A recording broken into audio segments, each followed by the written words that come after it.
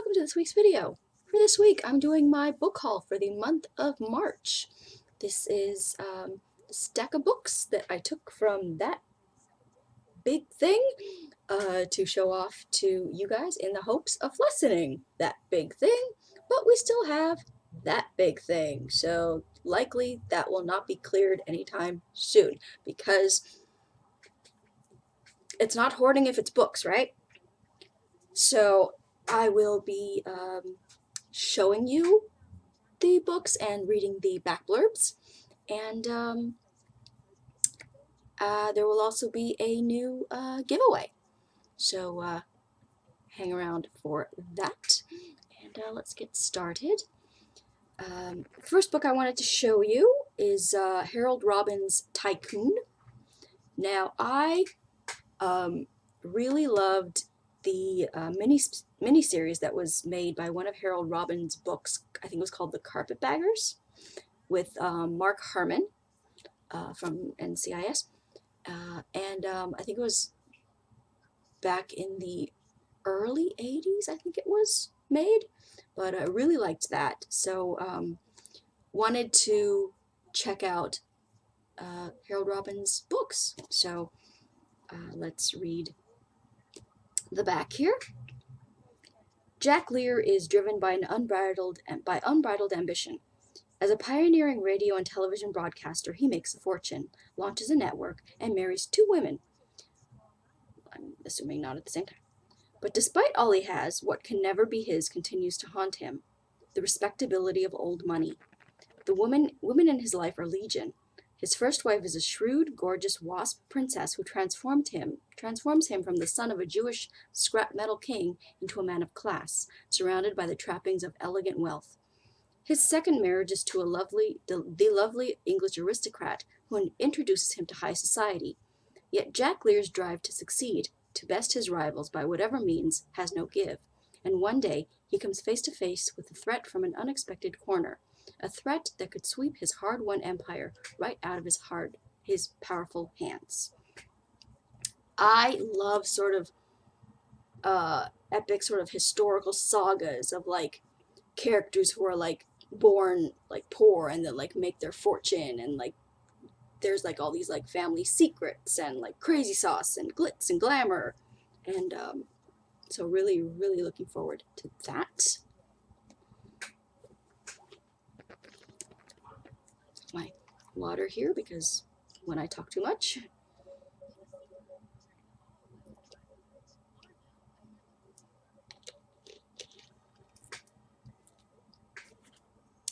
Next we have Joanna Shupe's A Daring Arrangement, part of the 400 series. Is there an insert cover? Nope. But Lady Onara Parker must get engaged as soon as possible, and only a particular type of man will do. Nora seeks a mate so abhorrent, so completely unacceptable, that her father will reject the match, leaving her free to marry the artist she loves. Who then is the most appalling man in Manhattan? The wealthy, devilishly handsome financier, Julius Hatcher, of course. Julius is intrigued by Nora's ruse and decides to play along. But to Nora's horror, Julius transforms himself into the perfect fiancé, charming the very people she hoped he would offend. It seems Julius has a secret plan all his own, one that will solve a dark mystery from his past and perhaps turn him into the kind of man Nora could truly love. Really looking forward to that. I love sort of fake fiance, fake significant other types, and that one sort of looks like it's gonna turn on its head. Next is Catherine Cookson's A Dinner of Herbs.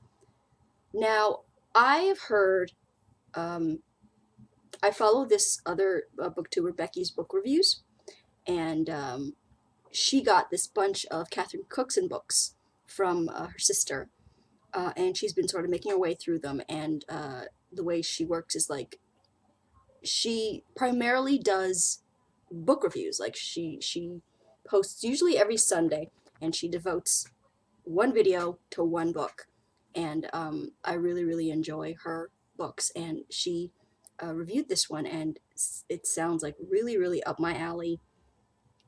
And let's read the back blurb for it, shall we?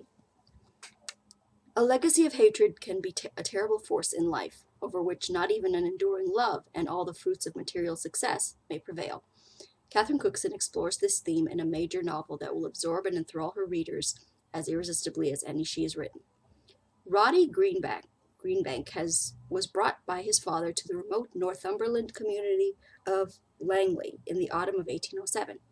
Within hours of their arrival, however, the father had met a violent death, and the boy left with all memory gone of his past life. Adopted and raised by old Kate Makepeace, Roddy found his closest companions in Hal Royston and Mary Ellen Lee. These three stand at the heart of a richly eventful narrative that spans the first half of the 19th century, their lives lastingly intertwined by the inexorable demands of a strange and somewhat cruel destiny. So, I love my epic sagas, and this definitely sounds like it's going to be fantastic. It's a big boy, so really looking forward to that. And I have a few other Catherine Cookson books to show you guys later on these shelves, but just because I sort of love that. I love like the epic saga sort of thing, but I also love sort of English countryside historical sort of English small town books sort of as well. And Catherine Cookson is, or was, I believe she's passed on now, quite known for those. So what I also love are big historical epics covering a certain country or city or town and the history. James A. Michener's Chesapeake. And he's sort of in that same vein of Edward Rutherford, who I adore. And I have a few of his on my shelves as well. To show off eventually, but this is one of them. On my TBR, I have The Covenant, which I think you can see right there. And yeah, so I don't think this has a back blurb. Oh, yeah, hang on, yeah, it does. James A. Michener's enthralling new novel tells a magnificent historical saga of our land and its people, focusing on the generations of 7 brawling, burgeoning families, their failures and triumphs, their uniquely American spirit and drive living on Maryland's Chesapeake Bay. Chesapeake is the first work of fiction in 10 years to make its debut on the New York Times bestseller list as #1. And read this panoramic novel and you'll see why critics and readers agree that it's Michener's finest work to date. When was this published?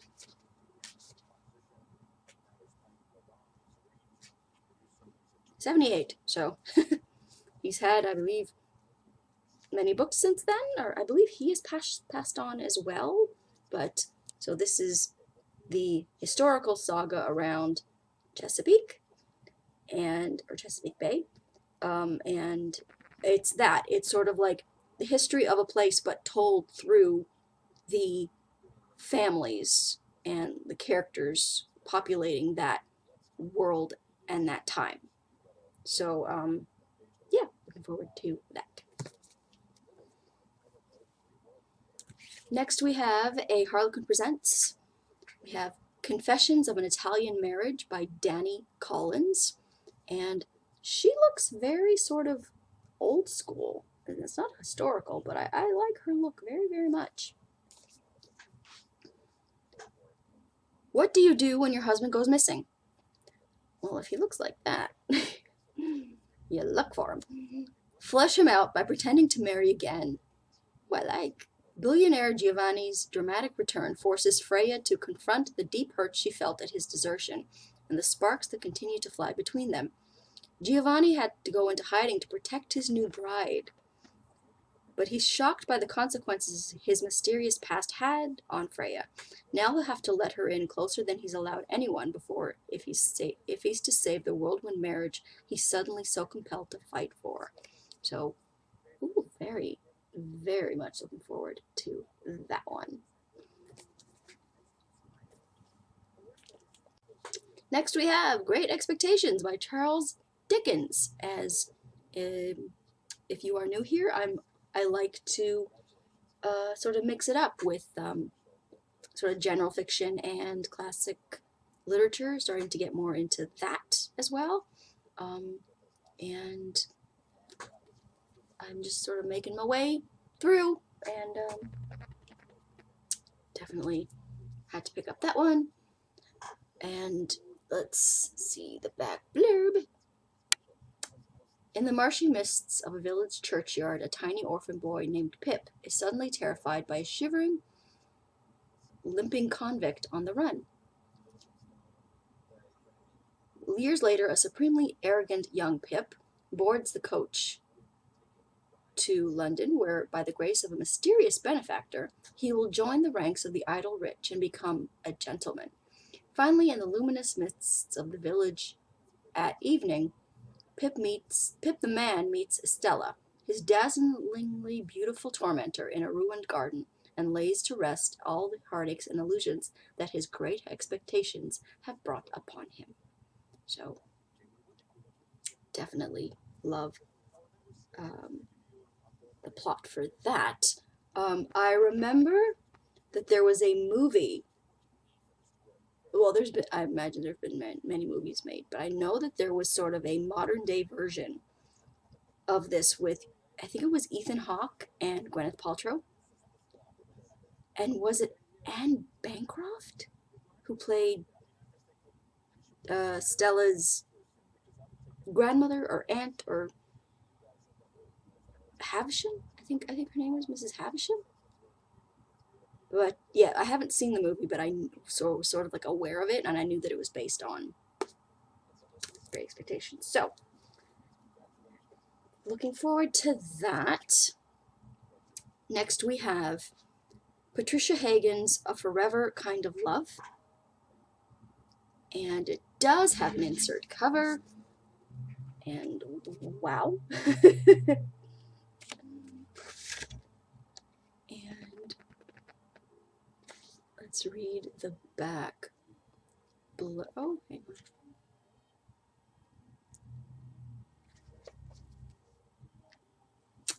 It's set after the Civil War. Which, just to throw it out there, I have a book coming out called Wanted, which is an erotic romance that is also set right after the Civil War. So if you want to keep a lookout for that, I will, subscribe here, and I will definitely let you guys know when it comes out. So, let's read the back blurb here. The war between the states was over, but it had torn their world apart. Clint McCabe came back branded as a traitor. He dared to swap his gray uniform for blue. Enchanting Dancy O'Neill has spent the war years in Ireland, dreaming of going home. Determined to claim her heritage, she returned to the rocky ridges of Tennessee to discover that Clint now held the land bequeathed to her. As a boy, he'd been her childhood nemesis. As a man, he'd captured her heart. Passionate and proud, the two instantly clashed. Then they learned of secret enemies and soon were fighting for their lives. In a world aflame with treachery and intrigue, their passion blazed with the hot fury of a love that would not be denied. And I believe that Patricia Hagen is the same author who wrote one of my historical romances on my keeper shelf, which I think was called Wayward Angel. I don't know if I can see it from here. I don't think so. But yeah, I can't see it from here. But I believe it's the same author. So I really loved that book. So looking forward to this one. And next we have another classic, and it's Wuthering Heights by Emily Bronte. Now, the first time I read this book, so this is not necessarily a reread for me, but it's a retry for me.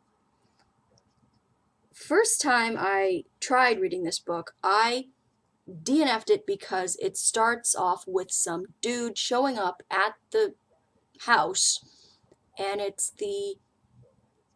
was like so much time spent sort of in his point of view as the maid or somebody was gonna start to tell him the story of Heathcliff and Cathy. And I was just worried that it was going to be another Great Gatsby, where the entire novel is in Nick What's-His-Face's point of view, and I didn't give a about Nick What's-His-Face. I love the plot of Great Gatsby, but I don't like that book because it's entirely in not Gatsby, not Daisy's point of view. Neither. It's about some random dude.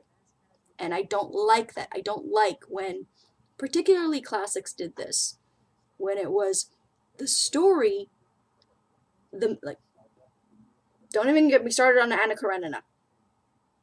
Don't even get me started. Is the story Anna Karenina, as the title of the book, should not be a subplot in the book. But it's that kind of stuff that I hate. So I want to give it another shot. Because I love the story, I love the plot of Wuthering Heights.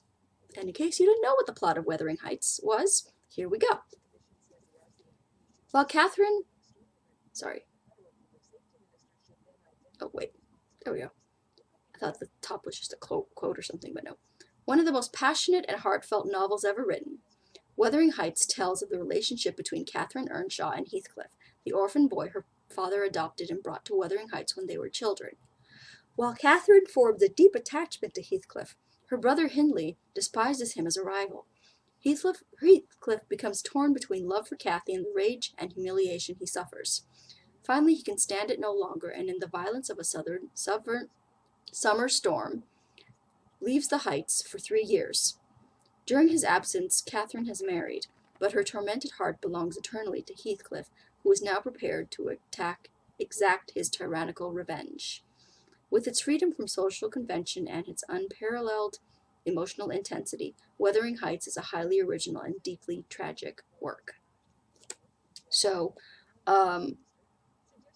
looking forward to reading it because I absolutely loved the movie adaptations of this book, particularly the 1939 one with Laurence Olivier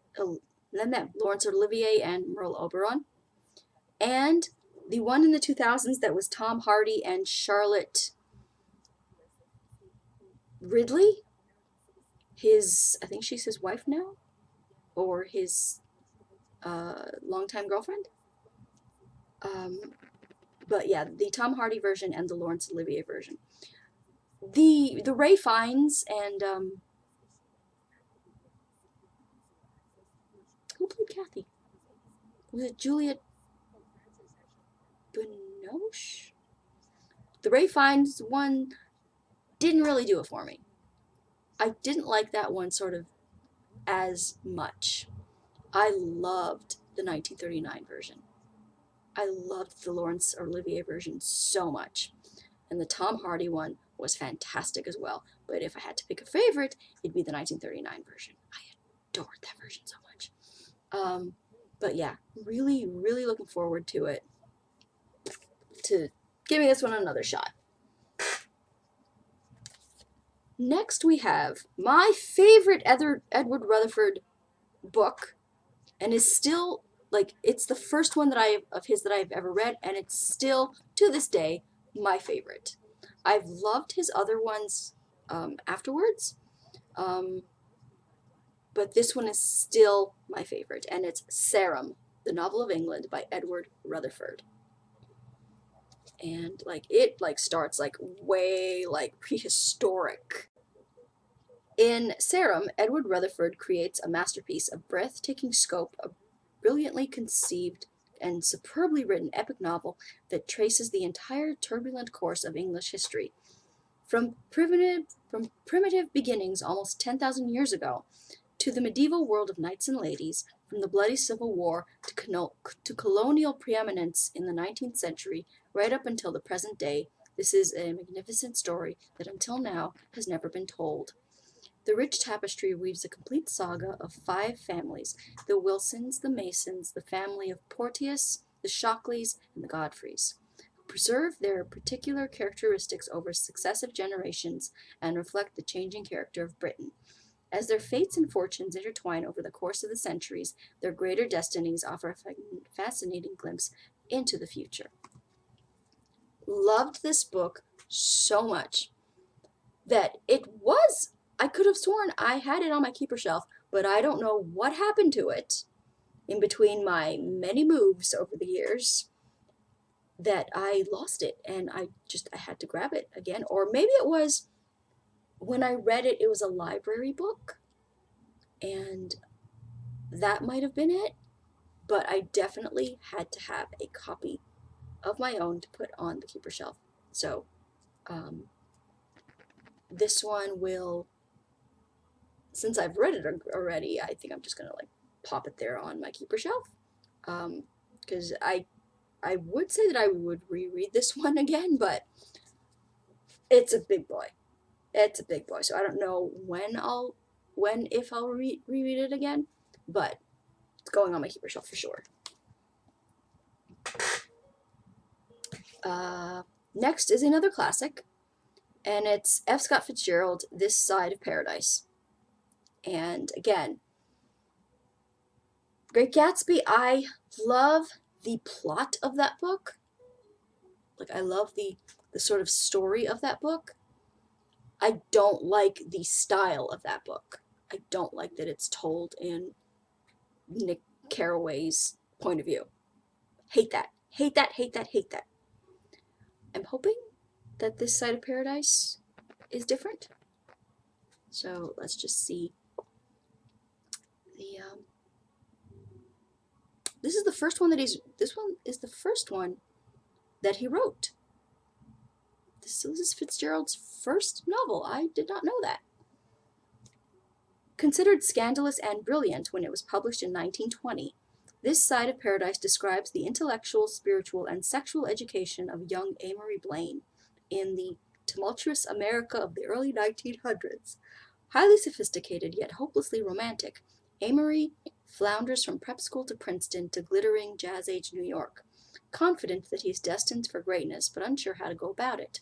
Fitzgerald's razor-sharp recreation of a defiant, disillusioned generation, grown up to find all gods dead, all wars fought, and all faiths in man shaken, makes This Side of Paradise a timeless autobiographical novel of youth and alienation.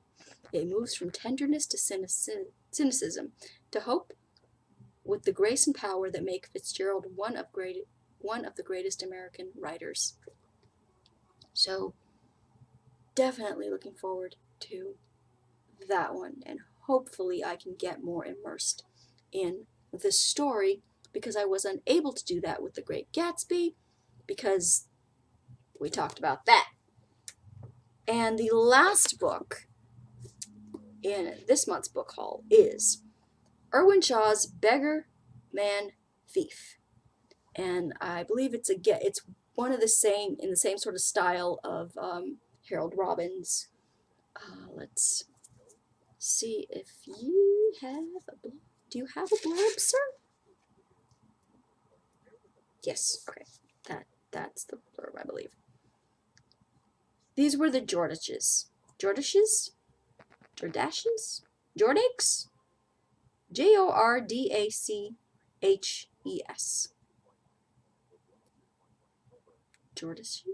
Jordashes.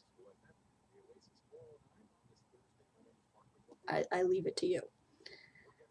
And theirs was a tumultuous passage from generation to generation, a turbulent story of a young man's quest for vengeance and self-discovery, of love and violence on two continents, of people caught in the inexorable pull of limitless wealth, bloody terrorism, and sexual depravity.